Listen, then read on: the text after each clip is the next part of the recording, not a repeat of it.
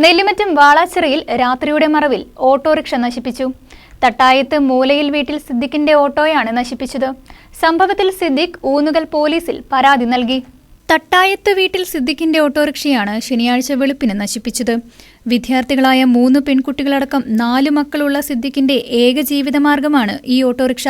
1.5 വർഷം മുൻപ് തൊട്ടടുത്ത വീട്ടിലെ കാഞ്ഞിരക്കാട്ട് ഷംസുദ്ദീന്റെ വീട്ടിൽ കിടന്ന ഓട്ടോയും സമാന രീതിയിൽ ആക്രമിക്കപ്പെട്ടിരുന്നു. ഇത് എനിക്കിപ്പോ പ്രത്യേകിച്ച് വേറെ പണികളൊന്നുമില്ല. എന്റെ ഒരു ജീവിതമാർഗമാണ് ഇത് ഓട്ടോറിക്ഷ. ഇത് കത്തിക്കാനുള്ള ശ്രമമാണ് നടന്നത്. ഇതിന്റെ ഉള്ളിൽ എന്തോ ഒരു കെമിക്കൽ ഒഴിച്ചിട്ടുണ്ട്, നല്ല മണമുണ്ട്. അപ്പോൾ ഇതാരാണ് ചെയ്തതെന്ന് കണ്ടെത്തി അവർക്കെതിരെ നടപടി സ്വീകരിക്കണമെന്നാണ് എനിക്ക് ആവശ്യപ്പെടാനുള്ളത്. ഏതാനും വർഷങ്ങൾക്ക് മുൻപ് ഇതേ പ്രദേശത്ത് റോഡിൽ പാർക്ക് ചെയ്തിരുന്ന സമീപവാസിയുടെ നാഷണൽ പെർമിറ്റ് ലോറിയും നശിപ്പിക്കാൻ ശ്രമം നടത്തിയിരുന്നു. സംഭവത്തിൽ സിദ്ദിഖ് ഊന്നുകൽ പോലീസിൽ പരാതി നൽകി.